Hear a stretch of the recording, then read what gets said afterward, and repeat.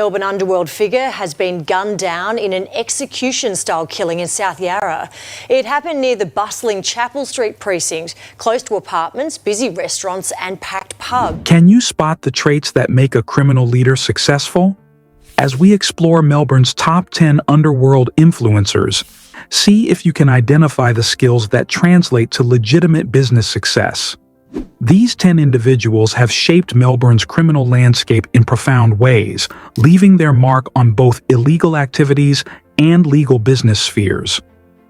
Their influence extends far beyond the underworld, impacting the city's economy, politics, and social fabric. From 1998 to 2006, Melbourne experienced the infamous Underbelly Gangland War, which claimed 36 lives and set a violent backdrop for the city's criminal underworld. This period marked a turning point, ushering in a new era of criminal entrepreneurship. As we journey through Melbourne's underworld history, you'll witness the evolution from old-school gangsters to modern criminal entrepreneurs. These figures have adapted to changing times, technologies, and law enforcement tactics, showcasing skills that mirror those found in successful, legitimate businesses. As the criminal world evolved, so did its key players. But what happens when an old-school gangster refuses to change with the times? The contrasting stories of Mick and Carl Williams reveal the high stakes of adaptation in Melbourne's underworld. In the ever-shifting landscape of Melbourne's criminal scene, two figures emerged as titans of the old guard, Mick and Carl Williams. The trial of a man accused of murdering gangland boss Carl Williams continues to throw up tantalising information about the life of the drug kingpin while he was in jail. Matthew Charles Johnson told Victoria's Supreme Court he has no regrets about killing Carl Williams in April 2010. Their stories intertwine with the city's notorious gangland wars, showcasing the fine line between power and peril in the underworld. Mick, a name that resonates with both fear and respect in Melbourne's criminal circles, rose to prominence through a combination of muscle and mediation. Before his public notoriety, Gatto had already established himself as a formidable presence in illegal gambling operations. His ability to navigate complex criminal networks and business relationships set him apart from his peers. Gatto's life took a dramatic turn in 2004 when he shot and killed hitman Benji Veniamin. This incident thrust him into the public eye, but rather than marking his downfall, it became a pivotal moment in his criminal career. Gatto was acquitted of murder, with the court accepting his claim of self-defense. A throng of family and friends thrilled to hold the man they always believed was innocent. Justice always prevails, that's what I think. This brush with the law, instead of ending his influence, seemed to solidify his reputation as a cunning operator who could outmaneuver both his criminal rivals and the justice system. What set Gatto apart was his ability to straddle the line between the criminal underworld and legitimate business. As one source noted, Gatto had respect in his own circles before he became widely known. This respect, coupled with his networking skills, allowed him to survive and thrive in an environment where many of his contemporaries fell victim to violence or imprisonment. Carl Williams, on the other hand, represents a cautionary tale of the perils that come with a high-profile criminal lifestyle. While not the focus of this section, Williams's story intersects with Gatto's in significant ways. Both were key players during Melbourne's violent gangland wars of the early 2000s, but their fates diverged dramatically. Williams's approach to the criminal world was markedly different from Gatto's. Where Gatto sought to mediate and navigate complex relationships, Williams often resorted to more direct and violent methods to assert his power. This aggressive strategy initially brought him significant influence in the drug trade, but it also made him a prime target for both rival gangs and law enforcement. The contrasting fates of these two figures highlight a crucial theme in the world of organized crime. the changing landscape of Melbourne's underworld allowed him to maintain his influence even as the spotlight of public attention turned on him. He demonstrated a remarkable capacity to leverage his notoriety into a form of criminal celebrity, walking a tightrope between infamy and business acumen. Williams, however, failed to adapt to the changing dynamics of the criminal world and the increased scrutiny that came with his high-profile activities.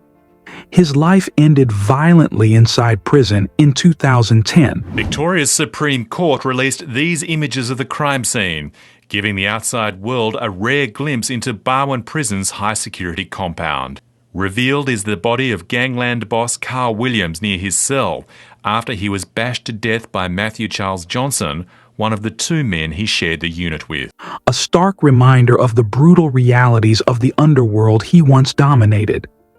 The stories of Gatto and Williams serve as a fascinating case study in the skills required to navigate the treacherous waters of organized crime.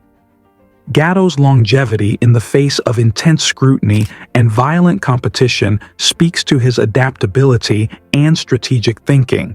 His ability to maintain connections across various spheres of influence, from the criminal underworld to legitimate business circles, mirrors the networking skills prized in the corporate world.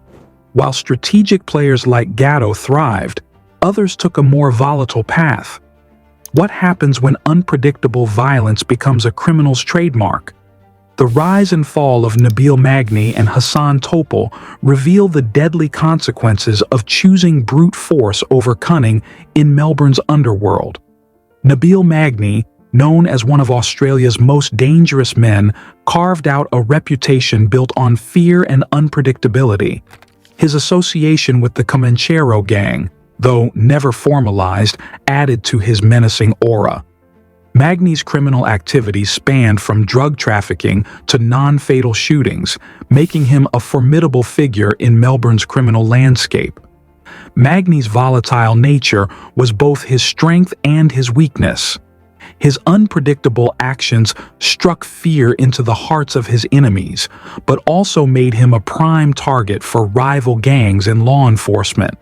This dangerous game of cat and mouse culminated in his involvement in a double fatal drive-by shooting at the Love Machine nightclub. Have been found guilty of shooting dead an innocent security guard and a patron outside Paran's Love Machine nightclub in 2019.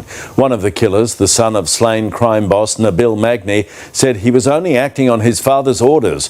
Court reporter Eliza Rugg. Jacob Elliott was only 18 years old when he carried out a public execution outside the Love Machine nightclub in Paran. An incident that intensified police scrutiny on his activities. The life of a criminal enforcer is often marked by close brushes with death, and Magny was no exception. He survived 2 separate shooting incidents, one of which was orchestrated by rival gangster George Marogi. These near-death experiences seem to fuel Magny's reckless behavior rather than temper it, setting the stage for his ultimate downfall. Hassan Topol, another key figure in Melbourne's underworld, shared Magny's penchant for violence but operated in a different capacity. Linked to the Comanchero gang, Topol gained notoriety as a hitman, his name associated with at least 10 shootings, 2 of which proved fatal. His role as an enforcer made him a valuable asset to the gang, but also placed him squarely in the crosshairs of both rival criminals and law enforcement. Topol's career as a hitman was marked by a series of blunders that ultimately contributed to his downfall. In 2 separate incidents, he mistakenly targeted the wrong individuals, resulting in the deaths of Mohammed Utel and Zabi Azadyar. These errors not only highlighted the chaotic nature of underworld violence, but also increased the pressure on Topol from all sides. The advent of technology, which has revolutionized many aspects of both legitimate and illicit businesses, played a crucial role in Topol's undoing. His use of the AN0M app, which he believed to be a secure communications platform, backfired spectacularly. Unbeknownst to Topol and many other criminals, The app was actually monitored by law enforcement, providing authorities with unprecedented access to the inner workings of criminal networks. Problems are solved with mayhem and violence, surrounded by concrete and a code of silence. These words offer a glimpse into the brutal reality of maintaining power in the criminal world, where violence is not just a tool, but a way of life. While Johnson represents the old guard of prison-based criminal leadership, George Marogi embodies a new, tech-savvy generation of underworld influencers. Marogi made history as the first prisoner in Victoria to be charged with operating a criminal organization from behind bars. As the leader of the notorious crime family, Marogi has quickly established his group as a formidable force in Melbourne's underworld, despite its relatively recent emergence. Currently serving time for the 2016 murder of fellow crime figure Kadir Ors, Marogi has allegedly continued to orchestrate criminal activities from inside Barwon prison. Underworld kingpin has admitted to importing nearly 70 kilos of drugs while inside Barwon prison. George Marogi's girlfriend kept him across the $50 million operation. His repertoire is said to include orchestrating drug deals and possibly even issuing murder orders, all from the confines of his cell. This level of control and influence demonstrates the evolving nature of organized crime, where physical barriers are no longer sufficient to curtail criminal operations. Marogi's notorious crime family has forged strong connections with Middle Eastern organized crime syndicates, implicating them in international drug trafficking operations. His ability to recruit members and direct activities from prison underscores the extensive reach and adaptability of modern criminal networks.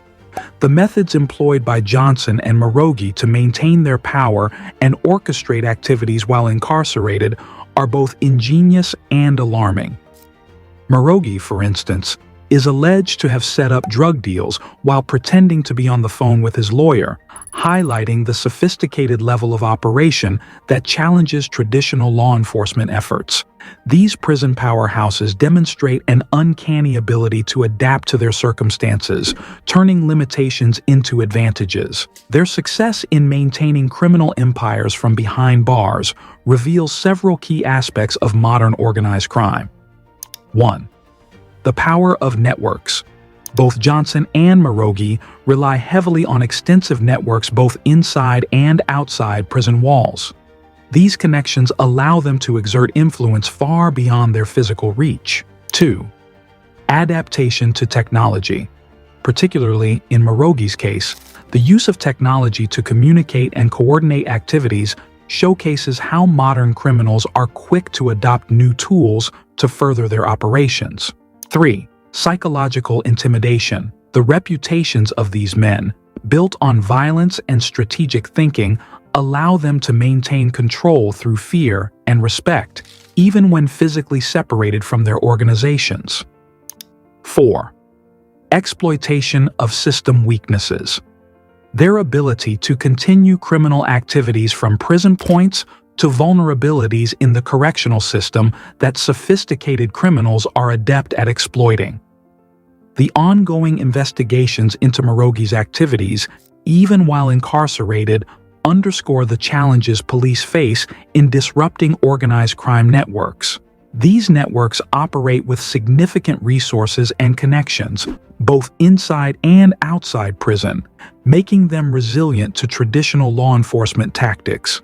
Beyond the prison walls and street-level enforcers, a different breed of criminal mastermind shapes Melbourne's underworld. These strategic players operate with a subtlety that often keeps them off the radar. But what happens when diplomacy and stealth become more powerful weapons than guns and muscle? Mark Balsillie and the enigmatic figure known only as the Whisperer represent a new paradigm in Melbourne's criminal landscape. These men have carved out positions of immense influence, not through brute force, but through strategy, diplomacy, and an intricate web of connections. Mark Balsillie's rise to prominence within the Mongols' bikie gang showcases the power of strategic thinking in the underworld. Known for his diplomatic skills, Balsili played a crucial role in consolidating the gang's power by orchestrating the absorption of the Russian chapter of the Comanchero gang. This move not only strengthened the Mongols' position, but also demonstrated Balsili's ability to navigate complex intergang politics. Balsili's influence extends beyond mere muscle. As one source noted, he's more than just a hard man. His intelligence and negotiation skills allow him to operate effectively in the high-stakes world of organized crime. These attributes mirror those of successful business leaders, highlighting the thin line between criminal enterprise and legitimate business acumen. The power of Balsili's strategic approach became evident when he and others left the Mongols. Their departure triggered the exit of the entire Russian chapter, underscoring the loyalty and influence Balsili had cultivated. This event serves as a testament to the impact of relationship building and strategic alliances in the criminal world. However, Balsili's path hasn't been without danger. In 2017, he survived a shooting incident, allegedly involving Hassan Topal. This brush with death illustrates the violent environment these figures must navigate, even as they employ more subtle methods of maintaining power. In stark contrast to Balsili's more visible role, we find the shadowy figure known as the Whisperer. This low-profile, yet incredibly influential player in Melbourne's underworld embodies the power of operating behind the scenes. Often overlooked due to his unassuming appearance and demeanor, the Whisperer's reach extends far beyond what meets the eye. Despite his inconspicuous nature, the Whisperer is believed to be a senior figure in the Honoured Society, a criminal organization with deep roots in Melbourne. His name has been linked to multiple investigations, indicating the breadth of his influence and connections. The Whisperer's reputation precedes him, with reports suggesting he has been named as a suspected triggerman in 2 inquests. This duality, the ability to maintain a low profile while being implicated in high-profile crimes, showcases the complex nature of his influence in the underworld. An intriguing aspect of the Whisperer's persona is his self-proclaimed rags-to-riches story. This narrative, while shrouded in mystery, hints at themes of transformation and adaptability that are crucial for survival and success in the criminal world. It also mirrors the aspirational stories often touted by legitimate business leaders, further blurring the lines between the underworld and the corporate world. The contrasting approaches of Balsili and the Whisperer highlight 2 distinct paths to power in Melbourne's criminal landscape. Balsili's more visible role, characterized by strategic alliances and diplomatic maneuvering, stands in opposition to the Whisperer's.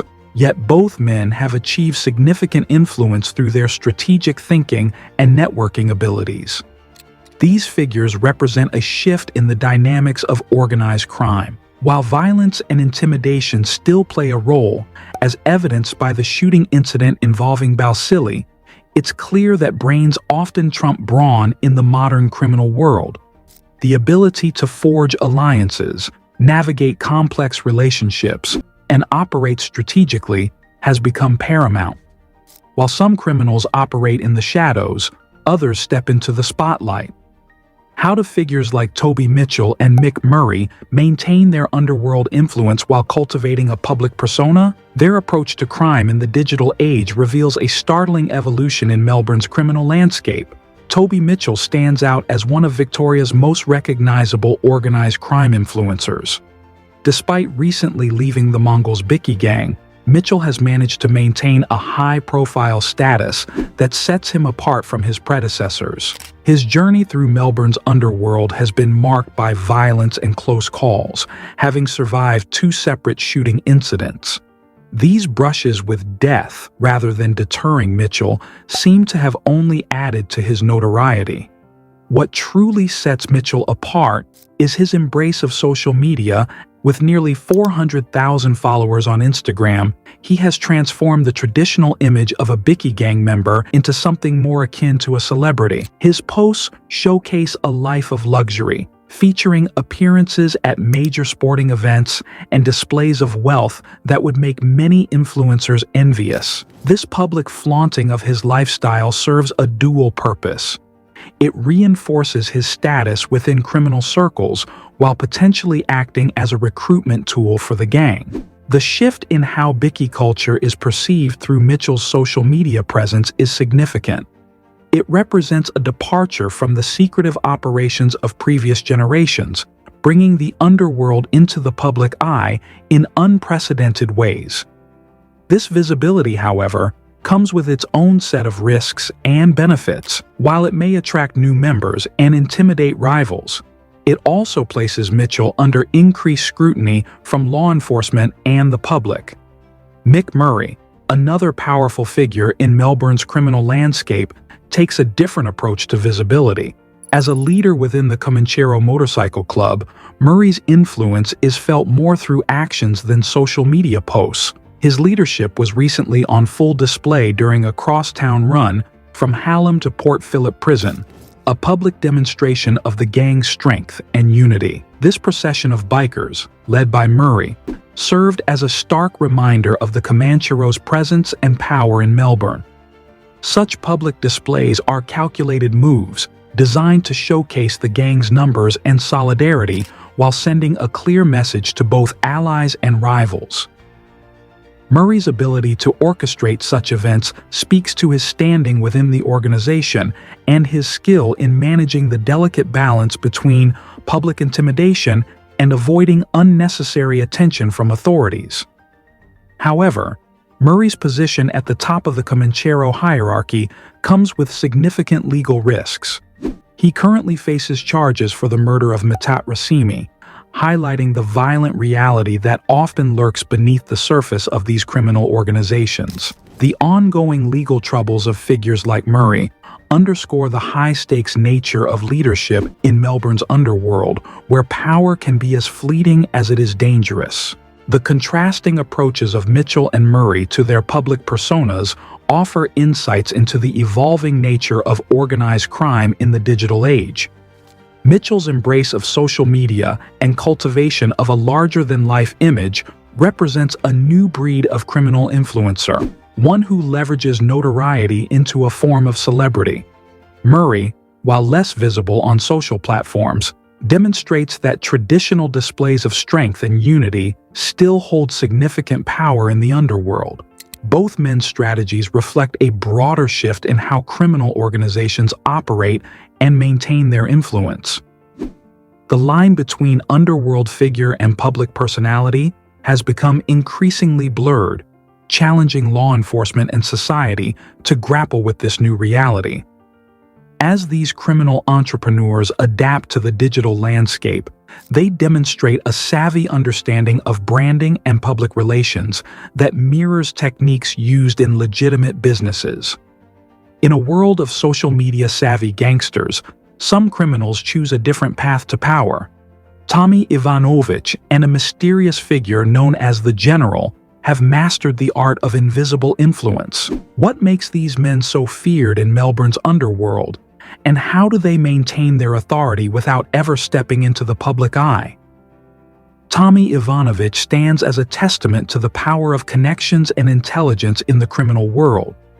Despite frequent periods of imprisonment, Ivanovich has managed to maintain significant influence over Melbourne's underworld.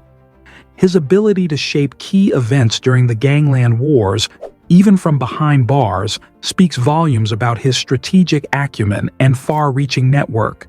Ivanovich's connections read like a who's who of Melbourne's criminal elite. His associations with notorious figures such as Carl Williams, Rocco Errico, and Matthew Johnson highlight the breadth of his influence. These relationships weren't just superficial. Ivanovich's role as godfather to Carl Williams' child underscores the deep personal ties that often underpin criminal alliances. What sets Ivanovich apart is not his physical presence. He's described as having a relatively small stature, but his intellect and strategic thinking. His power stems from his ability to navigate complex criminal networks and leverage information. Perhaps most intriguingly, Ivanovic is rumored to have connections with a suspected corrupt police officer. But first, sensational claims from court that underworld figure Carl Williams was hired by an ex-cop to kill an informer. A relationship that would provide invaluable intelligence and protection. The extent of Ivanovic's involvement in criminal activities became apparent in 2019 when he was arrested in connection with the murder of Mad Richard Mladinic. Although not charged, this incident highlighted the ongoing scrutiny and suspicion surrounding Ivanovic's activities. His release from prison in 2018 marked a significant moment as he swiftly re-established his influence within his network, demonstrating the resilience of his criminal connections. While Ivanovic operates with a known identity, albeit shrouded in mystery, another figure lurks even deeper in the shadows. The general has earned a reputation for orchestrating large-scale armed robberies and is suspected of involvement in multiple gangland murders, yet remains largely anonymous. What makes the general particularly intriguing is his ability to evade significant police attention. Law enforcement describes him as a good crook, capable of executing profitable crimes while avoiding detection.